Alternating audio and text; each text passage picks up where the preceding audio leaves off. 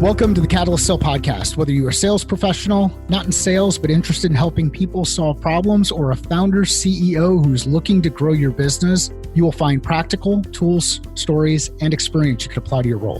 This is Mike Simmons. I'm the founder of Catalyst Sale. I'm here with Laurie Ruettimann. She's a writer, speaker, and entrepreneur, helping companies and leaders rethink HR. She's also the host of the Let's Fix Work podcast. Laurie, thanks for joining me today. Wow, it's my pleasure. I'm super excited to be here. Thanks for having me.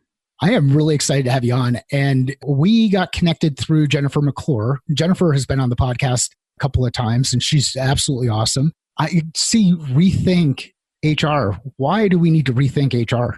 Well, first, let me take a step back and just heap a tremendous amount of praise on Jennifer McClure for a couple of reasons. I'm glad you've had her on the show. But she is someone who is really on the vanguard of really rethinking human resources. She is packaged in a way that is professional, that's corporate, that's executive. But deep within Jennifer is this, I think, contrarian, creative individual who wants to challenge HR professionals to think like sales leaders, to think like educators, and to think like true business professionals. And for me, I can only hope to do as well as Jennifer McClure, but I really believe that HR needs to be blown up from the ground up. So while Jennifer's trying to save HR, and I think there's a lot of nobility in that, I want to blow it up and rethink it. Like everything we do, I believe in human resources is fundamentally built on flawed, biased, racist, sexist, and homophobic systems. And you can't really rethink that and like still have it the same. You got to light it on fire, burn it down, and then build it back up again. So why don't we want to just light it on fire, burn it down, and build it back up? Like, why do we feel like, hey, if we just do this? Or the one that I love is, and I've been around this space for a while, is if HR just had a seat at the table, or if learning had a seat at the table, or we need a seat at the table. And like, by the way, every industry wants that seat at the table. And that comes from, I think, a little bit of learned helplessness, a little bit of fear, a little bit of individuals who lack confidence. But when you work in the world of human resources, it's real easy to look at all the tools, tips, and tricks that are out there and say, you know what? It's cheaper if I just buy a new platform. It's cheaper if I just buy a new piece of software, and also less courageous than if I fundamentally look at what we're doing right now, like performance management, and see that it's built on this patriarchal structure where your dad comes in a couple times a year and gives you feedback, and then you're supposed to learn and grow. That's never going to work. That's not how human psychology works. But in order to rethink it, we would first have to be informed about the way that the brain works. Then we would have to be brave and say, wait, no, stop. This is totally stupid. And then we would have to be creative and innovative and come up with our own solutions. And that's a hard ask for somebody who's earning $46,000 a year.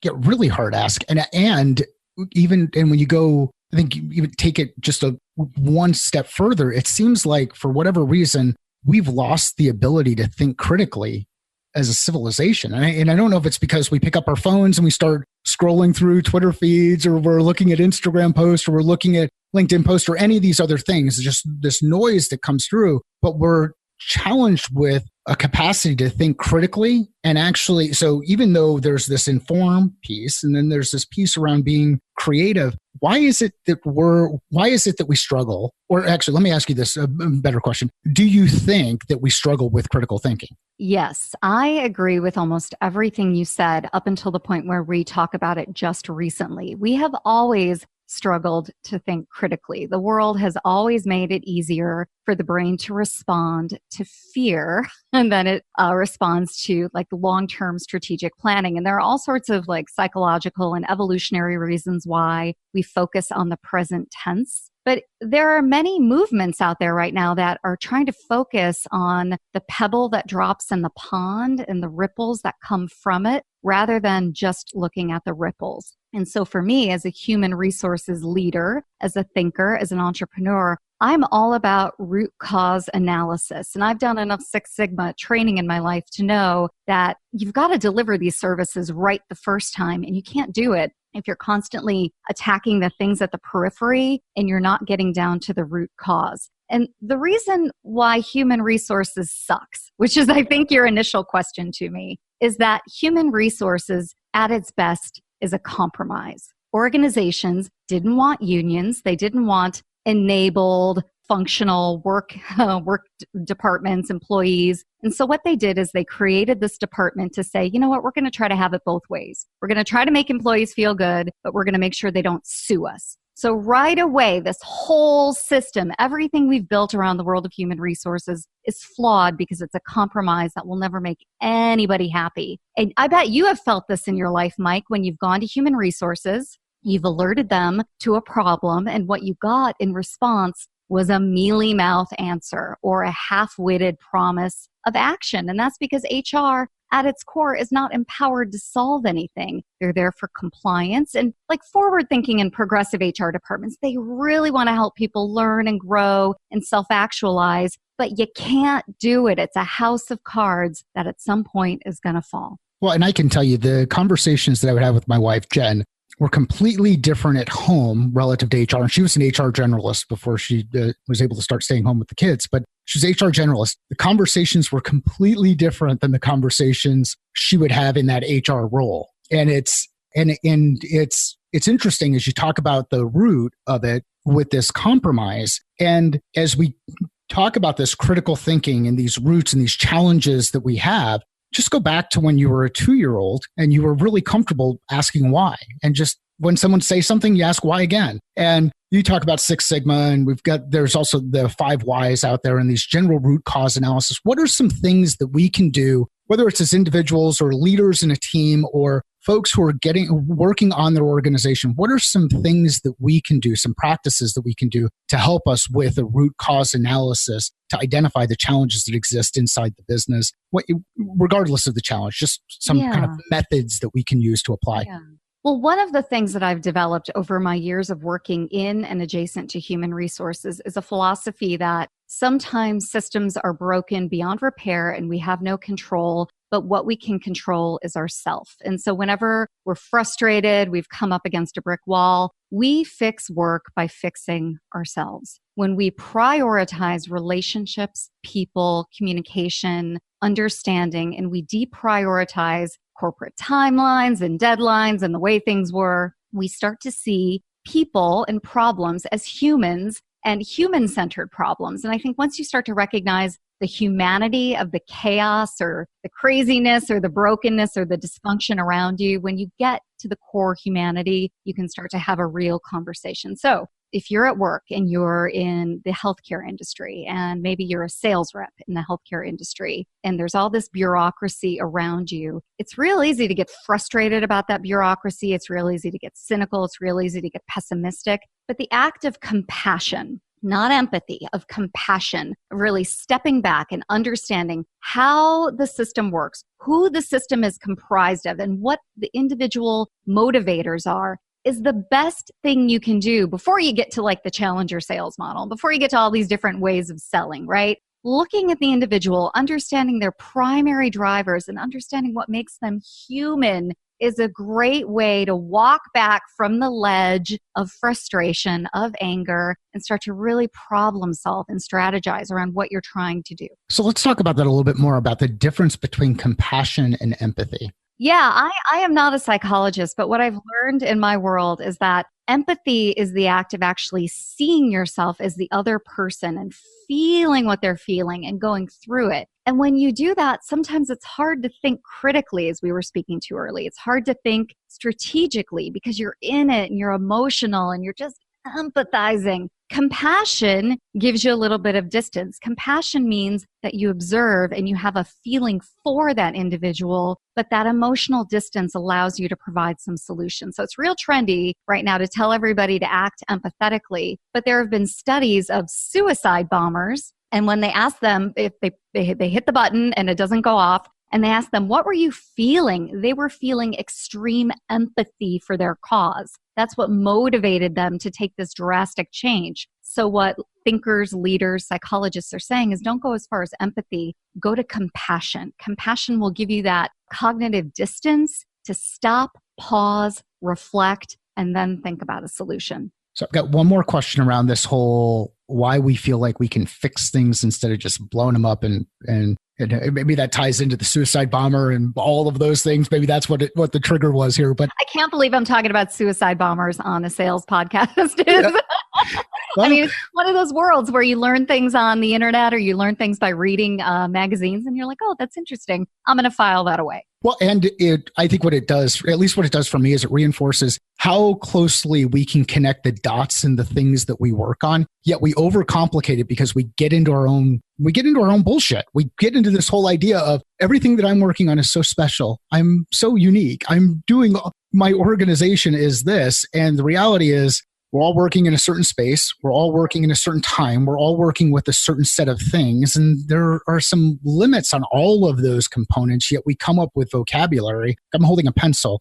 I could describe this as a wooden utensil with a graphite that helps me write. I could describe it as a pencil, or I could describe it as something else, yet we're all talking about the same thing. We overcomplicate this stuff. But in this whole piece around kind of putting Band-Aids on it and just adding layers, how about the transition from personnel to human resources to people? Because that's just another one of those things where you're just trying to come up with a new way to put lipstick on the pig. I have to say, there are human resources professionals out there who are so earnest and they believe in the power of this function, whether it's personnel, HR, or people. But this is just marketing, right? And I think once we start to get to the root cause, what we'll realize is that this function is incomplete. This function is not doing what it's promising to our employees and our contingent workers, and it's really not delivering on the promises to executives. I remember working in human resources I'll just name it. I worked at Pfizer. I've worked at Monsanto. I've worked at a lot of big companies, right? But when I was working at Pfizer, we were going through layoffs and we really, really, really wanted to be human. And we would pull the job description, not the people description, the job description, put them in front of us and try to figure out if the job invariably made a difference to the organization. And there was a system around that. Mm-hmm. But it would always slip into a conversation around A players and B players. Well, this person in this role is an A player. This person in this role is a B player. And, I would come back hard and focus on the job, and leaders would invariably go back to this language. And I just think these systems are earnest. They're well-intentioned, but they're fundamentally flawed. Silence. I broke this podcast. You absolutely broke the podcast, because where I wanted to go is a discussion around goals. And then now I want to get into the fundamental flaws. And you talked about it. You talked about the challenges there. One of the fundamental flaws is that it's a system based on compromise. The other fundamental flaw that you'd highlighted is that this system is also based on the idea of mitigating risk inside the organization and creating a high level of compliance. Well, as we think about some of those learning and development professionals that are out there, and one of the common things that you see at any one of these conferences is how to improve your compliance training so your compliance training doesn't suck. Yet we still continue to run into ththese issues over and over again. We beat people over the head with, hey, we'll train you on how not to do these things, yet the items exist in the marketplace. So I want to talk about fundamental flaws just for a little bit more time. There, right? Yeah. So how do we identify those fundamental flaws as an organization? Is there a process that we can go to, not the root cause stuff, but like is there a process that we can go through as an organization to say, are we fundamentally flawed? Yes, I think that's an excellent question. And I don't think there's a blanket answer. Otherwise, I would be a bazillionaire.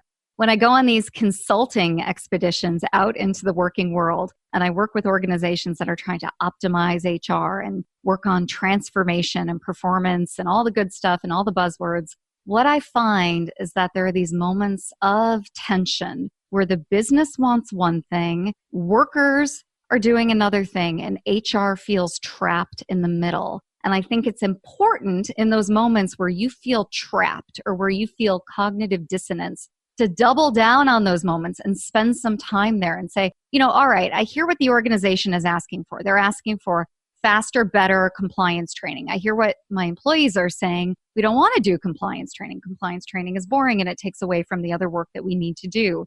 In those moments, understanding that tension and then banking on those relationships you've hopefully created to pull more people into the conversation is the only way you're going to dig your way out. There is no PowerPoint template or learning roadmap that you can deliver that's going to satisfy all constituencies unless those constituencies are involved. But I think HR really has positioned itself as expert, advisor, coach, thought leader. And that's fundamentally incorrect. If anything, HR can be a bridge to both parties. And in being that bridge, you can become an advisor, a coach, a thought leader, but you can't do it on your own. It's not your responsibility. And you're setting yourself up for disappointment and failure if you think you can sit in a room and come up with a solution that doesn't impact you, that doesn't reflect your values or your belief systems, and really is reliant on two parties coming together and agreeing on something. Does that make sense? It does. And it highlights how HR is an enabling function, or should be an enabling function Could be. the organization, or could be. Okay. Yeah. So, and with that, you should be facilitating, or you can facilitate conversations. And you can do that by asking questions and feeling comfortable with asking those questions, not necessarily being the thought leader or the advisor that's sharing information or pontificating based on something you've heard or something you've read, but starting to ask questions so that you can gather context and get the group to rethink and now come together and collaborate. Is that fair? That is fair. And so HR becomes a consultative body, which means that there are fewer of them going forward. And it means they may not even be HR professionals. They may be mediators, psychologists, specialists, project managers. They may have marketing professionals, right? They may have a bevy of other skills. And the work that we fundamentally know as human resources, and this is true, is automated, is outsourced, or it's commoditized into task work that can be done. And then we don't think about it the rest of the year. So for example, I'm on Instagram a couple of weeks ago and I see an ad on my phone, HR manager, $99 a month. Like that's what is the role of the HR generalist and business partner. And even if it's not $99, even if it's $999 a month, right? They've just lowballed you and they are going to get you at the end. Yeah. That's still only $12,000 a year. For HR generalist duties, that's only $12,000 a year. When I worked in human resources, I made 10 times that money and my cell phone was paid. I had health insurance, a retirement contribution. So I think this way of doing work that we did in the 1990s and the 2000s and the early 2010s is going away. Yep. And HR is truly on demand, as needed, and not part of a continuous life cycle. And I'm actually okay with that. If we get technology and platform and systems in place that can teach and instruct and tell people it's time to submit payroll, it's time to do performance management, it's time to do succession planning, all that kind of good stuff. It's time to fill a job. And then you bring in HR at those important moments, that's fine. You do not need an HR body sitting on your floor. You do not need a learning body sitting on your floor all year round. These are transactional but important duties. So yeah, that's how the world is changing. Yeah, it's awesome to hear you describe that, because you start to get into this idea of being more of a craftsman, or or very, very, very focused in. So you're a focused tool that addresses an acute need inside an organization. What you've got to figure out is, what kind of tool are you? Not that we all want to be tools, but yeah. Not only what kind of value do you bring? I mean, it's very similar to sales. You're going to have to continually hone your sales skills to remind the organization, you think you've got this, but you still need me. And here's why. Here's the value I provide. Here's the solution I'm trying to provide for you. But even more important, you've got to listen. And I think that's such a core component in the sales process that gets overlooked. Listening, developing that relationship, being curious, asking the right kinds of questions. That is something that HR professionals traditionally have hated. When I worked in HR, I did not like sales. I was scared of it. When someone would call in to sell me staffing services or instructional design, I was like, whoa, don't sell me anything. That really bothers me, because I was stupid. I was uninformed. I was just naive. And now, being a solo entrepreneur, a sole proprietor, a business of my own, I've had to work really hard. I had to get a sales mentor to understand exactly what sales is and how to do it in a way that doesn't feel like all the feelings that I just described to you. So how was that transition for you? Like, as you've gone through this transition of, holy crap, I don't want to be sold to, right? And Right. and I ask this question a lot whenever I'm speaking. One of the first questions I ask is, how many people in the room like to be sold to? And you get one or two jackasses in there who'll raise their hand and they'll say, I like it. But then the follow-up question is, how many people like to buy things? And everybody laughs because all of a sudden you see the connections go. Where they're like, yeah. Don't like to be sold to, but I like to buy things. Why are we overcomplicating it? So you go through this transition of, I got to deal with another vendor to, I actually am doing something a little bit different. What did that look like for you? And what have you learned through that process? Yeah, it was super rough. I thought I could leave the world of human resources and stay adjacent to it and write and speak and create content and write a book and do a podcast, and I would never have to sell. And boy, was I wrong, because I am selling 24 hours a day. And so I found very early on that I was either not making any sort of request and not providing any value, or I was overly aggressive and like, hey, I know you need this and I'm $2,500 for X. And so none of it closed. And so I had to go back, do a lot of reading. There are tremendous blogs out there that are just so good around the world of sales. And then a dear friend of mine, Don McPherson, is a founder of a company that he has since exited and sold to a company called Aon. But Don McPherson was a genius. And one of the things he told me was, you need to shut up. Like, stop talking. You can't close anybody if you're talking. And boy, that was a real moment for me. I'm like, yeah, I just need to shut up. So yeah, my sales education was hard, and it's continuing to this day. So if you're ever looking for a trigger that can remind you that you just need to shut up, just look in the mirror. There's a reason why you have two ears, and one mouth. I mean, right? You're in the room because clearly you can demonstrate that you can solve a problem, right? I mean, that's why they're having the conversation with you, especially at my level with what I do. Yep. I don't need to keep selling on the fact that I can solve a problem. What I need to do is to listen, to think creatively, to ask great questions. And, Don and the people around his life and my life have really taught me that. And I've been really inspired. So yeah. That's awesome. So I want to shift gears here a little bit and move into goal setting and how goal setting works and kind of the general mistakes that we make when it comes to goal setting and why it's important to set goals, and just kind of go along that theme for a little bit here. So when I talk about goal setting, or I say goal setting, what comes to mind for you immediately? Yeah. When I think about goals, I think that most people aren't very self-aware. And self-awareness and self-reflection are the core components of goal setting. You need to know who you are and how you're motivated and why you're doing things in order to then do those things. But, we're all human, and it's summertime right now, and I want to lose 15 pounds. Like, that's really important to me. So that's my goal. I'm going to lose 15 pounds. Well, not with all that crap in my refrigerator. I'm not going to lose 15 pounds. Not with the Starbucks on my way to go everywhere. I'm not going to lose 15 pounds. And I think many of us just get in this cycle where we want the things we want, but we don't explore why. And you see this individually, and you also see this at the corporate level. Corporations are actually very, very good at goal setting. They understand their environmental landscape. They know who they are historically. They know their strengths. They know their weaknesses. And they can set out goals, and they don't have imposter syndrome. They don't say, oh, you know what, this quarter, we're going to give it to our competitor because we're just not bringing it, right? No, and they throw money at those goals. And I think individuals don't know who they are. They don't understand their history. They don't understand their motivation.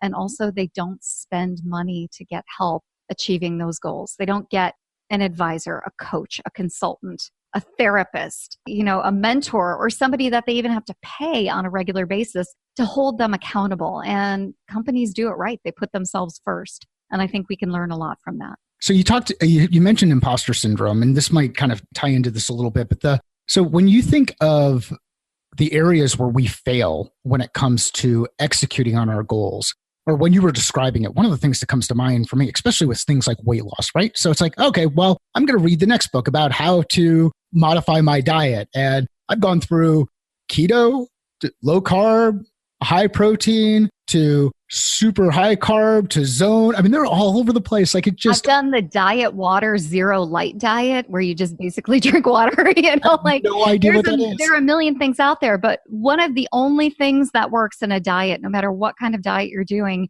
is calorie restriction. The science is there. You have to eat fewer calories in order to lose weight. And most people who do keto never truly get into ketosis. They don't do that, but they lose weight because of calorie restriction. Or if intermittent fasting, people talk about the science behind it. There's no real science behind it. I've looked into it. Like, there's no science behind this. The science is you're eating for a smaller amount during the day, and you generally tend to consume fewer calories. So we know that there are tons of marketing trends out there and fads out there, and we know the one true way is to restrict calories. But everything in this world forces us towards consumption, stress, anxiety, long commutes, sitting at our desk all day long. So if we think we're going to consume fewer calories through sheer willpower alone, we're stupid. That's not the way the world works. There is this current trend towards self-care right now, and it drives me crazy because it's self-care through consumption. Yeah. Consumption of anything will never solve a problem. You fix work, you fix your life, you fix your diet by fixing you and understanding what's wrong with your system at your home office or your work environment or your commute that's driving you, like me, to eat those Utz potato chips when you shouldn't. So there's real behavior modification opportunities in there. But again, it's not by following a fad. It's not by sheer willpower alone. It's by understanding who you are, your tendencies, your preferences, and then setting reasonable, actionable goals that are time bound. Like this week, I'm not going to drive past my favorite ice cream store on Glenwood Avenue in Raleigh because I know every time I drive past it, I want to stop. That alone is saving me 400 calories a day. It's amazing the gravity of that logo, right? You see the logo, you're like, oh wow, it's just sucking me into this thing. It's so sunny out right now. All I want is an ice cream cone. In fact, I don't just want an ice cream cone. I want a scoop of chocolate chip mint with dark chocolate in a cup with the cone on top. Then I want a waffle cone. No waffle cone. I want the cone on top, and I want to sit in my car and let the sun shine on my face while I eat the ice cream. And that's because I'm fundamentally stressed because I'm working towards a deadline for my book. So there's the real issue here, right? Like once I start thinking about my deadline and the book and start working my way backwards, I can understand why I want that ice cream cone every day. Well, and you just brought it full circle back to where we were talking about HR sucking and where the foundations were and the importance of doing that root cause analysis and getting past this stuff that you've got out there to say, what's really happening? Why is it really happening? One of the other questions I've got around this is there a tendency where we feel like going through these motions means that we're actually doing work and it's really just another form of procrastination? Well, I think you answered the question just in the way you explained it, but it's not only procrastination, it's also learned helplessness. Like doing the best I can. What do you expect from me? I'm a victim of this. I've got this. I know this. In the past, they've told me no. Why would I try anything differently? And I think learned helplessness comes from a very honest place, but you're never gonna overcome whatever it is that's holding you back unless you try. You know, for years, I would sit on one side of a desk and someone would come in my office and complain about work or complain how they can't get to work on time or complain about their kids or complain about their marriage. Like we're all human. We all have these things going on. And so it's important to acknowledge the thing and to be honest and feel the thing that's holding us back from achieving our goals. But it's not healthy to sit in it. It's not healthy to just be mired in the thing that blocks you from moving forward.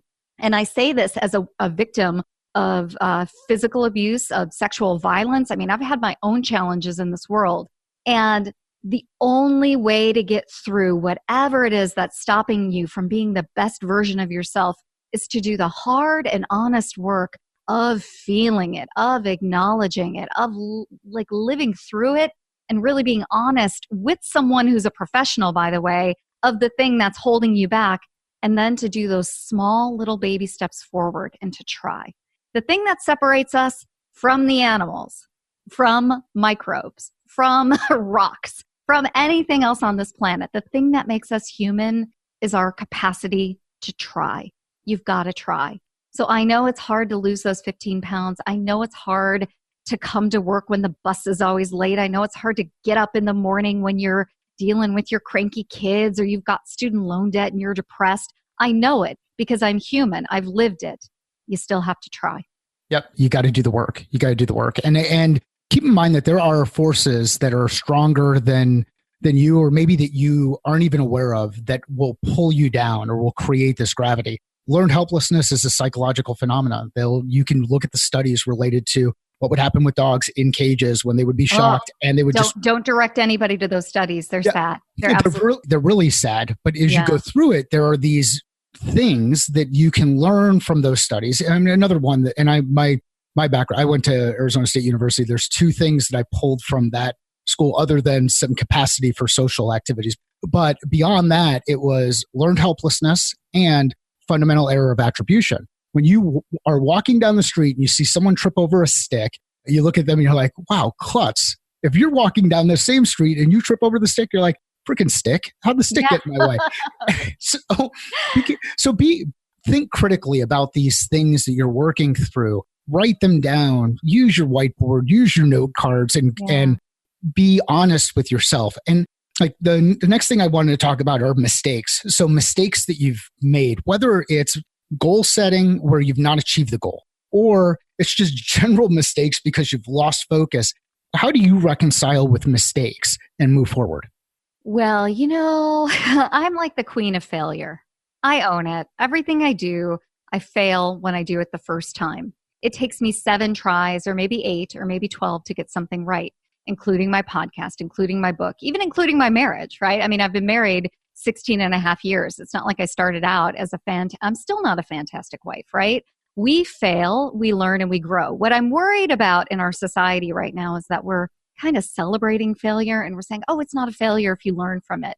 There are some things that are absolute failures. And I think if we're honest with ourselves, and some things are serious failures and some things aren't, but if we're honest about what led us to the failure, if we're curious, if we explore, if we're journaling, if we're thinking critically, if we're pausing and reflecting and then acting again, we can minimize those failures going forward. I founded a tech company a couple of years ago, and it was a really big journey for me. And it was a project management tool, and it was really great.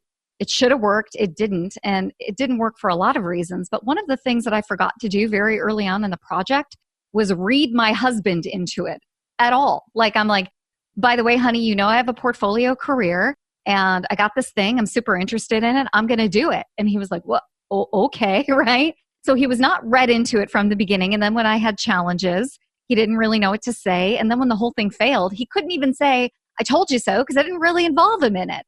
And one of the things that I've learned going forward is that's a huge failure. I didn't communicate with the one person who could have been my champion, my advocate, or really given me some early, honest advice to help me overcome failure. So now everything I do, I'm really striving hard not to make that same communication mistake over and over again. But that wasn't the first time I made the mistake, and it probably won't be the last time I made the mistake, but I'm not afraid to make it. I'm going to go forward with my life. I have my personality, I have my attributes, I have my way of approaching things, but I'm just trying to remember in my mind, your husband is your partner in life. He's someone who's your advocate, your ally. Even if he's not going to like the thing you're going to do, you should still read him in early. And so for me, that was a huge failure. I'm trying to learn from it, but I'm still going to continue going forward and being excited about things in my world. Well, and what's awesome is and if I remember right from what I was looking into, the software was about premortem. Right? Yes. So it's awesome to have you discuss this when you're thinking about, well, hey, I put together this premortem, and I've got to ask the dumb question, but did you apply a premortem into your business? We did. And we actually gained some really good insights around how the product would fail, how the tool would fail, how we would fail as individuals. And it turns out a lot of that was right because there are just some things that go wrong with the startup that you cannot avoid. But we didn't apply it to anything you do in this world, like the stone in the pond and then the ripple.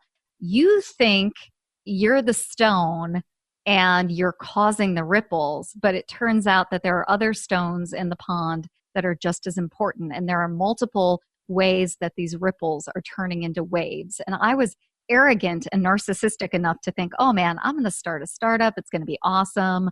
I don't really have to read in my husband because he's going to be so thrilled when I'm bringing home money. I mean, I wasn't that naive, but pretty close, and turns out his life was impacted by what I was doing, and his life could have made my startup a little bit better as well. So, yeah. Awesome. So let's talk about premortems. What's a premortem?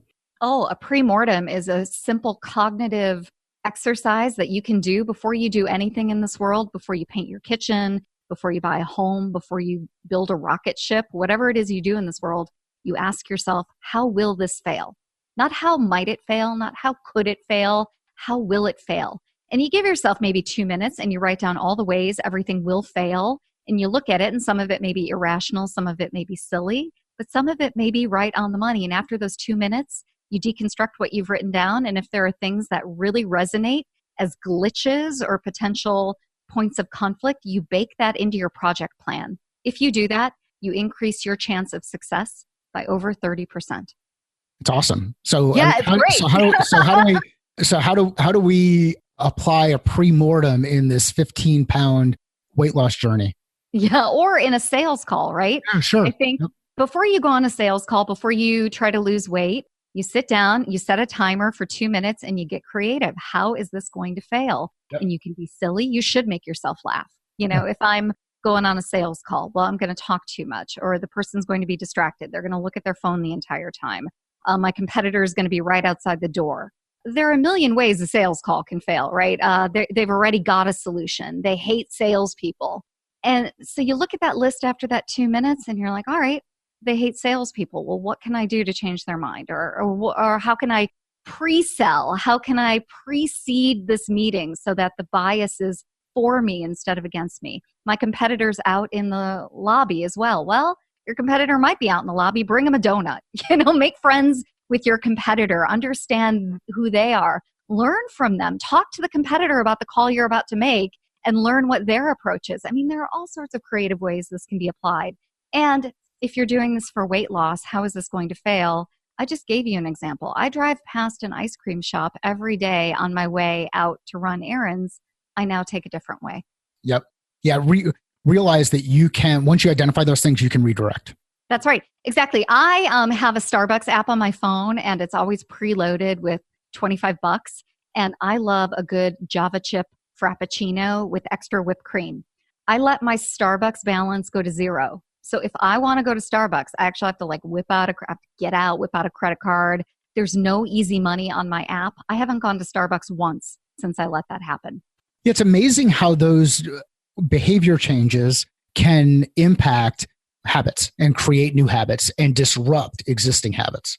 And they're not even habits. I mean, the world is engineered to get you to part with your money and to get you to be sedentary in a place where you can just receive more ads to spend more money. So these companies are not stupid. They've got neuroscientists working for them, psychologists, engineers, and they're literally designing everything for convenience to separate you from your money and you from your brain. If they can help you short circuit that impulse inside of you that goes, hold on, wait a second, they're going to do it. I mean, they are basically building slot machines on our phones, and we're the dumb victims. So the one way to lose weight and to reclaim your life, and I don't know this for a fact, but I know this in my own life, is to get rid of your phone. I am one pound away from going to a flip phone because I've got a Chipotle app on my phone. I've got every app on my phone, right? It's so easy. A Domino's app, DoorDash, Uber Eats, right? When I travel, it's so easy instead of getting room service to just get something delivered to my door. And I travel quite a bit, right? No, I need to slow down. I need to think. I need to throw my phone in the garbage and pack food for myself. Now, there are a bunch of people who just did a Google search on what is a flip phone. No, people, that's a generational myth. I think we talk about Gen Z. Oh, they've never talked on a landline. Yes, they have. They've seen a landline. They've seen a fax machine, even if it's on TV. So I think we make all of these assumptions. People know what flip phones are, and you can still text on a flip phone. You just have to be creative, and you have to get your reading glasses out if you're me. Oh, and you have to be really good at remembering that whole, what is it, like if I hit 2-3 times, I can get a seat to show up or something like that. So, well, and it's funny, my one of my kids is watching Friends now. So like all of this stuff is just kind of recreating. And I am certain, I mean, it's amazing. Like fanny packs are back in style, it seems. Yeah. So what is old is new. That's So right. And anybody who is part of a university system, so anybody who's 19 or 20 years old knows the fax machine, because there are still universities out there that require you to fax paper. I mean, these technologies, they hang on in weird and subtle ways, and we make fun of them, but they still serve a purpose. And while DocuSign has disrupted the fax machine industry, I don't know. I just signed a book contract using faxes. So I'm still going to Kinko's or FedEx Kinko's, whatever they're called, and spending $1.25, but fax machine lives. the fax machine lives, and there are iterations of it too, where now it's taking a picture of something and being able to incorporate that. So Laurie, we just talked about fax machines and we talked about flip phones, and now we're going to move to fireside chats. So we have podcasts. You've got a podcast. What are some lessons that you've learned as you've gone through your podcasting journey? And I know that sometimes you bring on guests and sometimes you are the solo person on the podcast. What are some lessons learned? It's really meta to be your own guest, by the way. It's just a really strange phenomenon where you're talking into the great void and you hope people are listening. What I've learned from podcasting is that people, for the most part, are optimistic about the world of work. When I set out to start my podcast, Let's Fix Work, I really envisioned conversations where we bagged on jobs and companies and we complained a lot. But people show up earnestly. They believe that work is important, that work is meaningful. People can exercise their passion. They can find their purpose with work, and they want to fix it. They believe that there are solutions out there. And so I'm overwhelmed by the amount of optimism and creativity and innovation. I just interviewed a lovely woman by the name of Morgan Mercer. And Morgan is a young woman, a millennial, although an elder millennial. And she was really taken by how it's 2019 and there's still sexual harassment and bullying and exclusion in the workforce. So she created a tool where you put on virtual reality goggles and you watch people get sexually harassed, or somebody comes into your space and crowds your space at work, and then they test you and they teach you and they instruct you on what to do if you're a witness or a bystander to sexual harassment. And it's a phenomenally creative way to use technology to solve a problem at work. Because, I can describe what it's like to be sexually harassed, or I can describe what it's like to be 5 feet tall and have my boss, who is 6'2", come in real close and tell me that he doesn't like my performance. But you can't feel that. Using Oculus glasses, you can now be in the middle of the action. And I thought, what a creative, interesting, and inspiring way to fix the world of work. I have also learned, just like my sales strategy, I need to shut up and let people talk because they have great stories, phenomenal stories. And I've learned so much, and I've made great relationships through my podcast. So I don't know, that's kind of where things are with my podcast. Mike, you've been doing this for a while. What have you learned from your podcast? I think one of the biggest lessons learned as we've gone through is that it's constantly an iterative process. And another one that I've learned is it definitely didn't grow at the rate that I thought it was going to grow. I was like, well, you know what? I'm just going to put up some kick-ass content. We're going to have a lot of people listening. And before you know it, they're going to share it with a bunch of other people. And then I actually had one of my kids is doing some work with us. And so I had him go through and listen to it as he was trying to capture quotes for some social stuff that we're putting out there. And before that, he just hadn't listened to the podcast. We're like, look, there's all of this great content that you can apply. How come you're not listening to it? And that's a tough thing to reconcile. And it's not that nobody cares. It's just there's so much noise that's out there, and it's really hard to get the signal through the noise. So the next key learning is being very, very intentional about the theme and the focus. So as we started talking earlier today, we talked a little bit about the audiences. We have learning professionals that are out there in the ed tech, HR, talent space. We have technical founders, who are trying to figure out what sales really is. And then we have these non-sales professionals that are out there, consultants who are working on building out their business, who want to deliver something to the market, but have no idea how to find either a coach that could help them with sales or even understand that there's a process and there's an approach and there's some methods that you can apply to be successful. So as I bring on guests, and we have guests like you come on, try to weave the story together to help bring those components. And in this conversation, you've done an amazing job pulling things back. Even as I went and started talking about weight loss, you pulled it right back into sales, which demonstrates that, one, that you listen, two, that you know how to engage with an audience. But that would be another lesson learned, is be very intentional. And the last one, as I just ramble through this, it's be comfortable with testing. We have short form versions of this, which are 10 to 15 minutes. And we have long form versions like this discussion, which, can go about an hour. Be comfortable with testing, and what you'll start to get feedback. There's some people who will love certain components, and some people are going to absolutely hate it. And they'll say, look, you just didn't get into enough detail. I was waiting for the practical stuff I could apply to my role, and you said it at the front end, but you never delivered it. So those are some of the main lessons learned. Those are really great. I think also I have become a better podcast listener through this process, and I'm a little bit more discerning. Yeah. And one tip that I cannot state enough to your audience, I listen to podcasts at 1.5 the speed, like 1.5 times the speed. And it takes a minute, sometimes 2 times the speed.